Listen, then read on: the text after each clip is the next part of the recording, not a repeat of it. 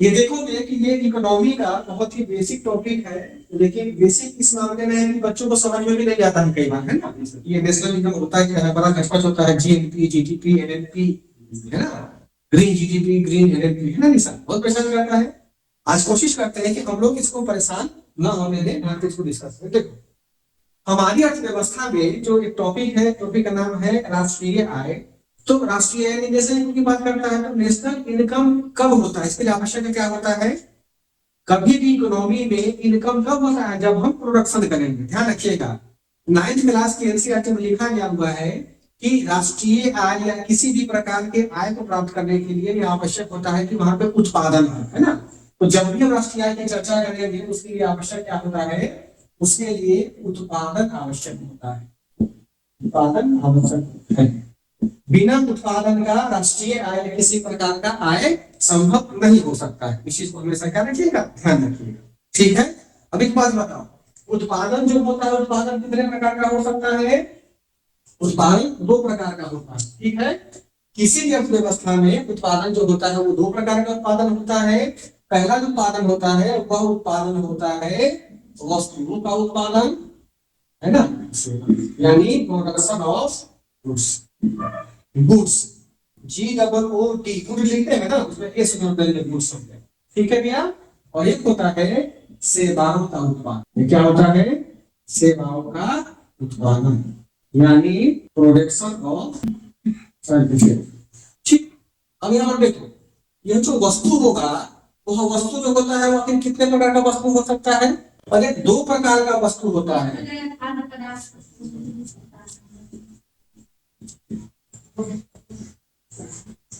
एक होता है उपभोक्ता वस्तु और एक होता है कौन सा, पूंजीगत वस्तु, कंज्यूमर गुड्स की अंग्रेजी इकोनॉमी में ना इसको भी पढ़ना जरूरी होता है, इसको समझ लेना है ना। एक कंज्यूमर गुड्स होता है और एक क्या होता है, कैपिटल गुड्स होता है, ठीक है।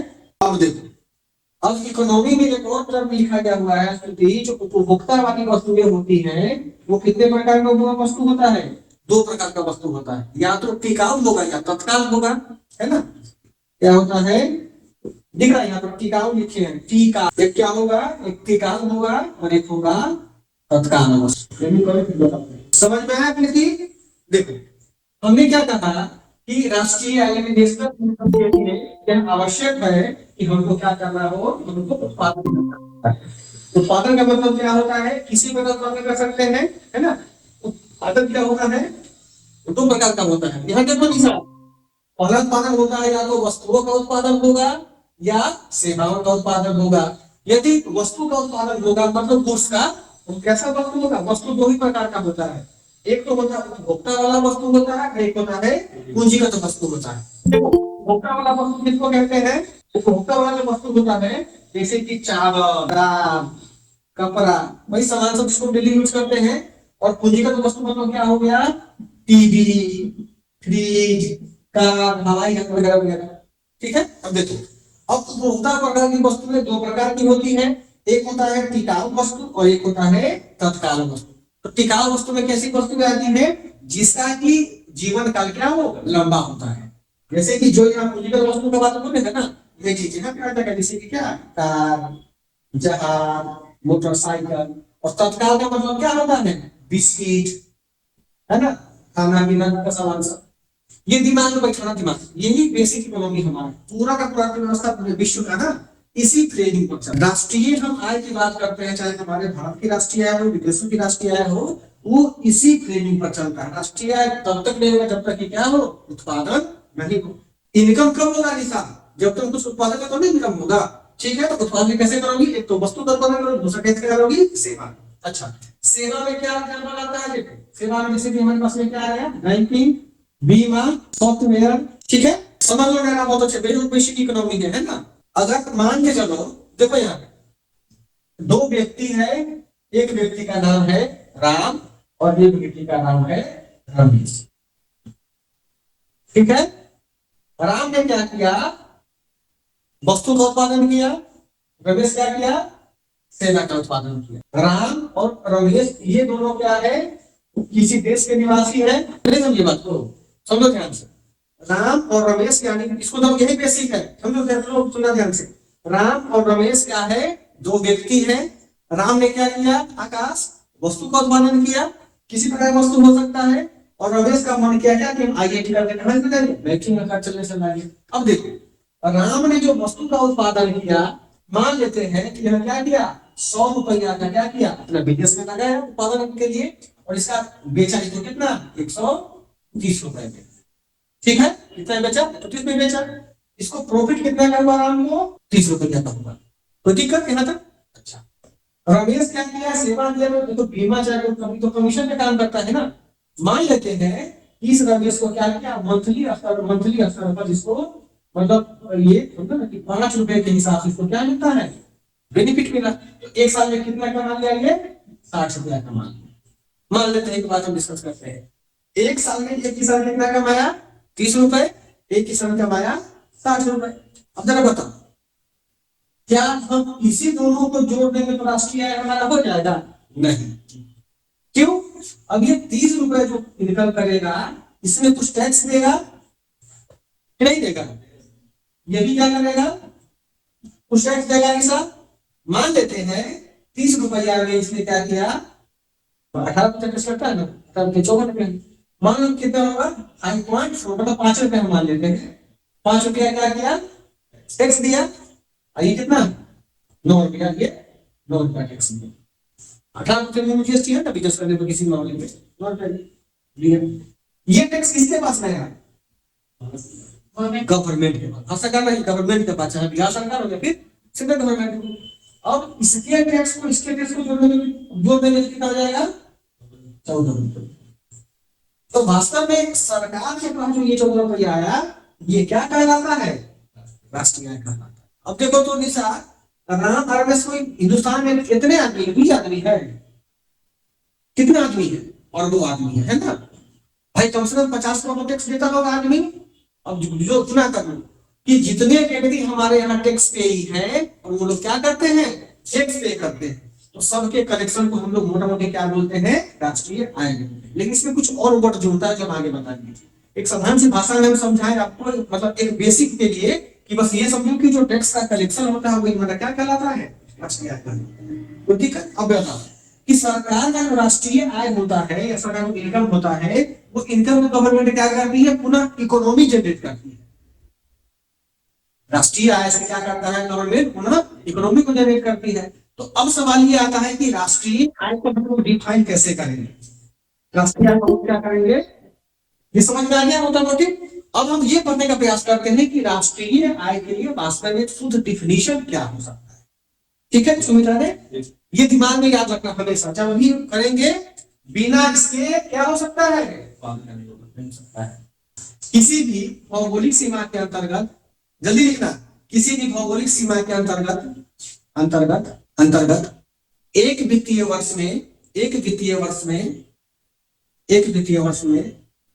वर्ष में अर्जित आय की कुल मात्रा ही राष्ट्रीय आय कहा जाता है, ठीक है। अब देखिए, हम तो पढ़ लिए परिभाषा, हमने क्या लिखवाया है कि कुल अर्जित जो आय होता है वही क्या कहलाता है, वही राष्ट्रीय आय कहलाता है। अब इसे समझो ध्यान से कि राष्ट्रीय आय के लिए फिर आवश्यक क्या हो जाएगा, उत्पादन आवश्यक हो जाएगा। लेकिन यदि राष्ट्रीय आय को हमको कहीं पर बढ़ाना होगा, मान के चलो कि किसी राष्ट्रीय आय को हमको बढ़ाना किसी भी देश का, उसके लिए क्या काम करना पड़ेगा, उसके लिए 2 ही काम कर सकते हैं, या तो उस देश की अर्थव्यवस्था में बचत दर को हम बढ़ाएंगे, या क्या करेंगे, निवेश को बढ़ाएंगे। समझो मेरी बात को ध्यान से, हमने क्या कहा, परिभाषा हो गया। अब देखते हैं कि किसी भी राष्ट्र यानी नेशनल इनकम को क्या करना होगा, यदि हमको बढ़ाना होगा तो हमको 2 काम करना होगा। क्या काम करना होगा, या तो हमको बचत दर को क्या करना होगा, अधिक करना होगा, ठीक है, या तो हमको क्या करना होगा, हमको निवेश को बढ़ाना होगा, निवेश को बढ़ाना। तो ध्यान से फिर से इसको और आसान समझाते हैं। प्रोडक्शन से नहीं, प्रोडक्शन तो उसका मानक हो गया ना। अब हम ये कहेंगे मेरे पास राष्ट्रीय आय हो गया, जैसे मान लो तुम्हारे पास नौकरी हो गया, तुम वीडियो बढ़ गए, तो तुम क्या चाहोगी? और पैसा तो फंसोतना चाहोगी ना।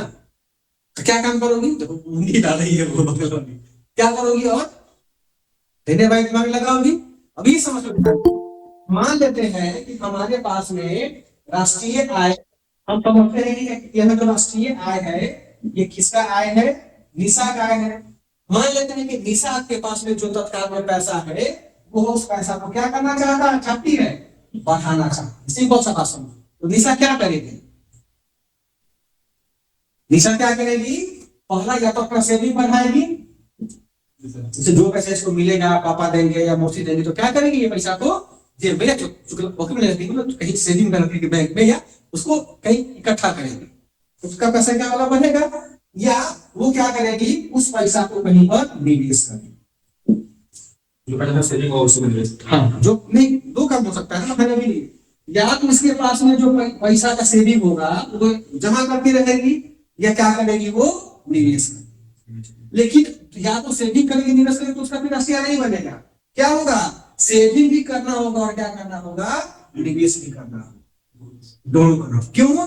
क्योंकि सेविंग में तो तुमको इंटरेस्ट बहुत कम मिलेगा, लेकिन निवेश में जो इंटरेस्ट होता है वो इंटरेस्ट कैसे मिलेगा? ऑन मार्केट पर मिलेगा, बाजार में आपको मिलता है। तो ध्यान रखना, कोई भी देश जो होता है अपनी राष्ट्रीय आय को हमेशा बढ़ाने के लिए प्रयास करता है। यही कारण था कि भारत सरकार के द्वारा 1991 ईस्वी में क्या लाया गया था? एलपीजी लाया गया था। एलपीजी लाया, हमारे पास में क्या हो गया कि साहब हमारे यहाँ निवेश बहुत ज्यादा आया। निवेश जब आया तो मेरे यहाँ क्या रोजगार मिला, रोजगार ने क्या किया? सेविंग को बढ़ाया। दो चीज समझ में आ गया। अभी यहाँ पर ध्यान देना है। अब इस निशा को निकाल देते हैं, तो देश के रूप में था। अब जरा बताओ तो निशा, यदि भारत को क्या करना होगा? भारत को अपना पैसा बढ़ाना होगा तो क्या करेगा? वो बचत दर को बढ़ाएगा। बचत दर को क्या करेगा? बढ़ाएगा। या क्या करेगा? निवेश बढ़ाएगा, दोनों को बढ़ाएगा, और दोनों साथ साथ करेगा, तब जाकर के राष्ट्रीय आय बढ़ेगा। समझो बच्चों ध्यान से फिर से, भारत सरकार को यदि अपना राष्ट्रीय आय बढ़ाना होगा तो वो बचत भी करेगा और क्या करेगा? निवेश भी करेगा। पहले समझते हैं बच्चों हम लोग कि बचत जो होगा वो बचत करना करेगा, और निवेश जो होगा वो निवेश सरकार करना करेगा। दोनों काम में समझते हैं हम लोग। देखो, बचत जैसे मान सरकारी योजना बनाती है, स्कीम बनाता है ना, कि शिक्षा में इतना व्यय कर दिए, रक्षा में इतना व्यय कर दिए, तो भारत सरकार के द्वारा निर्मित किए गए सभी प्रकार के योजनाओं पर क्या करेगा? कटौती करेगा। नहीं समझी बात को हमारी? नहीं समझी? नहीं समझी, ठीक है। किसी तुमको पैसा अगर सेविंग करना होगा निशा, तो तुमको पैसा देंगे तो तुम क्या करोगी? कि तुम अपने जरूरत की वस्तु ही खरीदोगी, एक्स्ट्रा खर्च नहीं करोगी, तो सेविंग बनेगा ना। तो भारत सरकार अपने यहाँ बचत को कैसे बढ़ाएगा? जब वो खर्चा कम करेगा। जैसे मान लेते हैं कि भारत सरकार ने 2022-23 के लिए मान लेते हैं कि 4 लाख करोड़ रुपया शिक्षा पर व्यय किया, मान लेते हैं एक बात।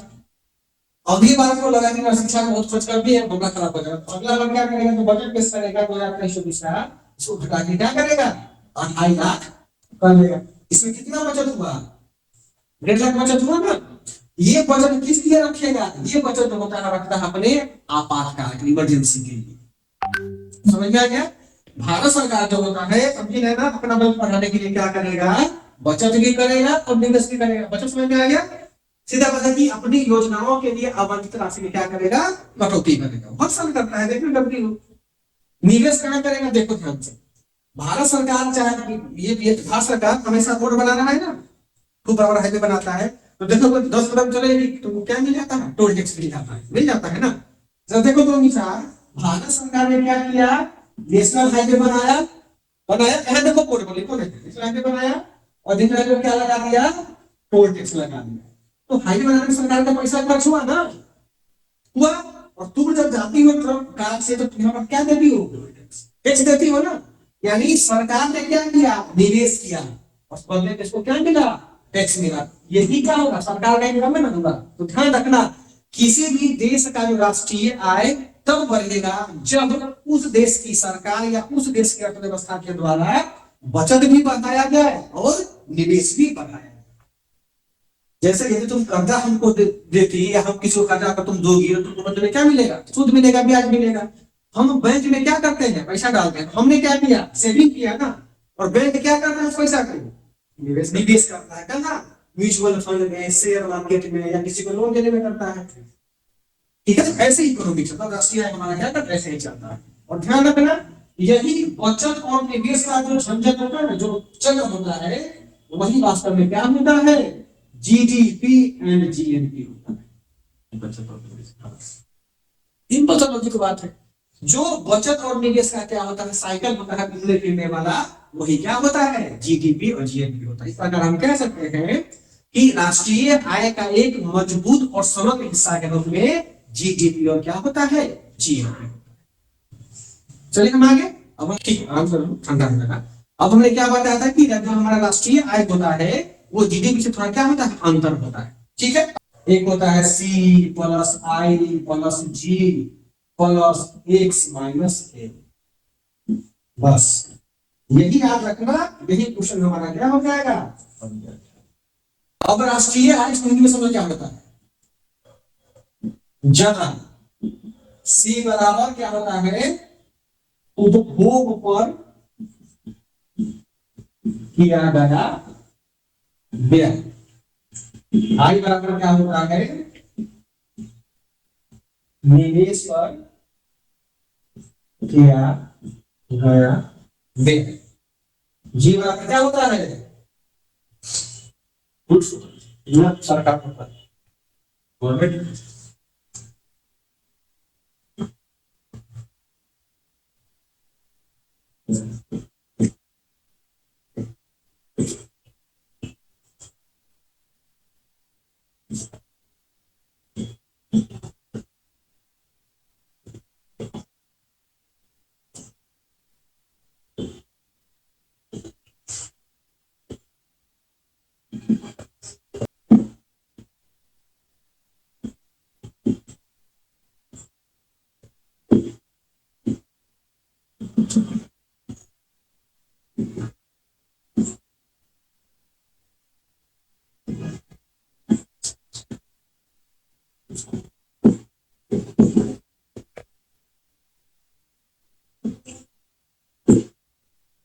क्या लिखे बताओ,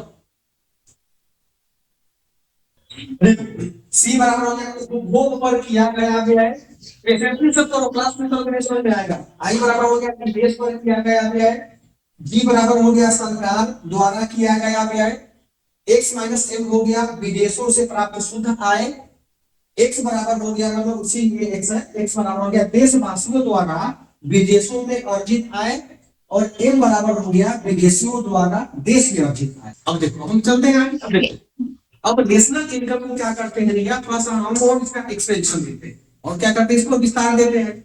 हमने क्या बताया कि नेशनल इनकम मतलब क्या होगा, देश के दौरान जो आय होता है मतलब पूरा टैक्स का कलेक्शन हो जाता है, लेकिन उसमें कुछ लूप उसमें कुछ और जो सकता है। देखो फ्रेंड्स, अब नेशनल इनकम क्या होता है, वास्तव में जो राष्ट्रीय उत्पाद होता है वो राष्ट्रीय उत्पाद का फॉर्मूला होता है एन आई बराबर बराबर मतलब expenditure on consumption, C plus I plus G plus X minus. अब देखो क्या है, राष्ट्रीय आय क्या होता है, वास्तव में उपभोग पर किया गया व्यय।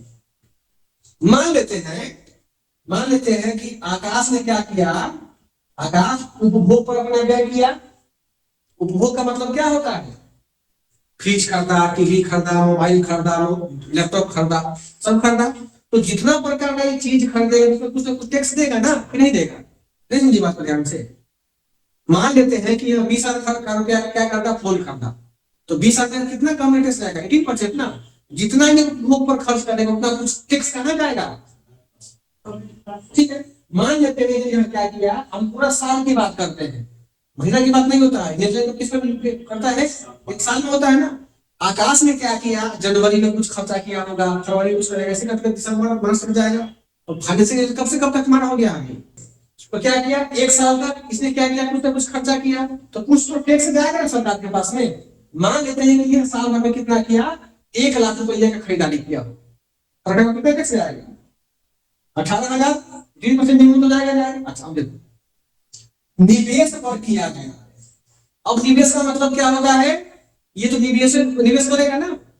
जैसे मान लेते हैं कि यहाँ क्या किया, 2 लाख रुपया बैंक में जमा कर दिया, उसको कुछ किसको मिलेगा, क्या मिलेगा, ब्याज किसको भी मिलेगा। अब उसमें अगर कुछ सरकार में पैसा काटती है ना, 50-60 रुपया कुछ काटती है, वो निवेश पर किया गया है, तो कुछ मान चलिए 17 साल में इसको 2,000 रुपया काटी निवेश का। यहाँ पे निवेश बैंक नहीं हो सकता सर, शेयर मार्केट कहीं पर भी शेयर मार्केट हो गया, डिवेंचर लेना हो तुमको या फिर शेयर खरीदना हो, कुछ भी लेकिन बैंक के बाहर दिए हुए हैं, यानी व्यक्ति कहीं पर निवेश करेगा तो कुछ ऐसे लिखे हैं, कहीं बनाएगा तो उसका कुछ हो गया, टूटे हुए तो 2,000 रुपया हो गया। अब निवेश कहाँ देखो, निवेश तो सरकार भी तो करेगी ना, कि नहीं करेगी, ये तो व्यक्ति का हो गया, नहीं व्यक्ति का, सरकार के अंदर कुछ ना कुछ निवेश मान लीजिए 10 रुपये सरकार का निवेश करने का एग्जाम्पल बता रहे हैं, होना तो अरबों रुपए में। अब सरकार द्वारा किया गया पे सरकार योजना बनाती है, नमामि गंगे चाहे मनरेगा अपने कुछ तो बजट करती है ना, वो क्या किया, सरकार क्या किया, बैंक के पैसा कहाँ फेंकता है, मार्केट में फेंका। तो जब वो मार्केट में जाता है तो मार्केट में क्या होता है, उस पैसा का एलोकेशन होना शुरू हो जाता है, तो उसमें कुछ टैक्स मिलता होगा गवर्नमेंट को, गवर्नमेंट टैक्स किसके पास में जाता है, सरकार के पास में जाता है। तो जो सरकार व्यय करता है राशि, उस व्यय का भी क्या होता है, कुछ उसको 5 रुपये तो सालाना मिल गया, समझ में आ गया। इस सब को हम क्या करेंगे, जोड़ देंगे, जितना मेरे पास में है उससे बस में है। अब बात आता क्या कि एक्स माइनस से विदेशों से प्राप्त सुधा, हम रशिया की बात करते हैं, देखो इसमें लिखे एक्स माइनस एम।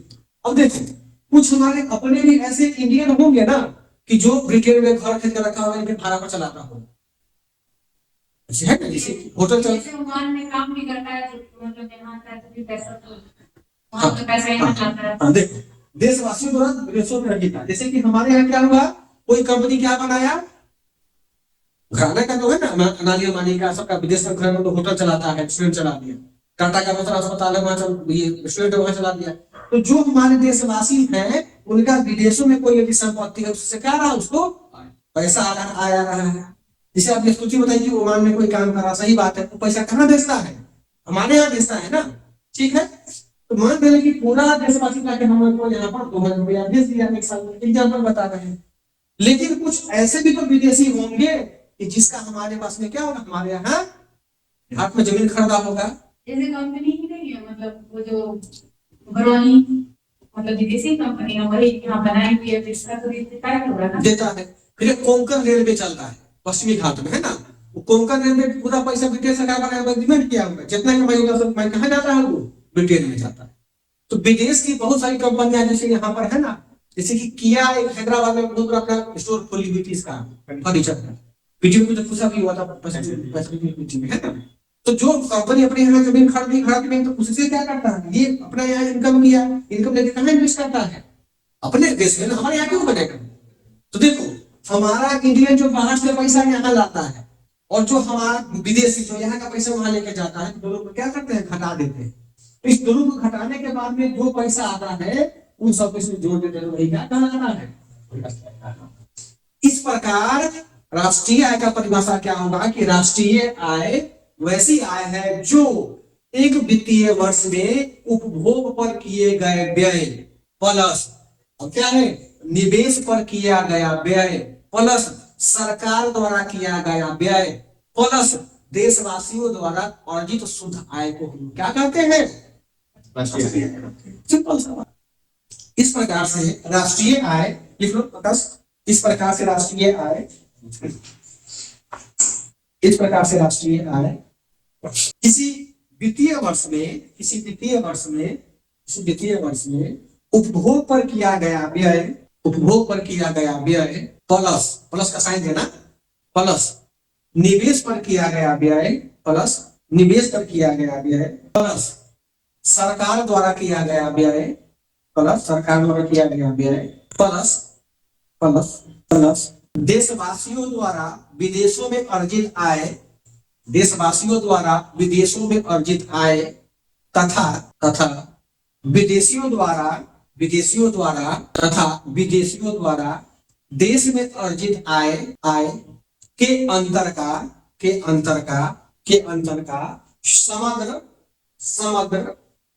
का समग्र योग होता है। समग्र क्या होता है, योग, क्या होता है, योग होता है।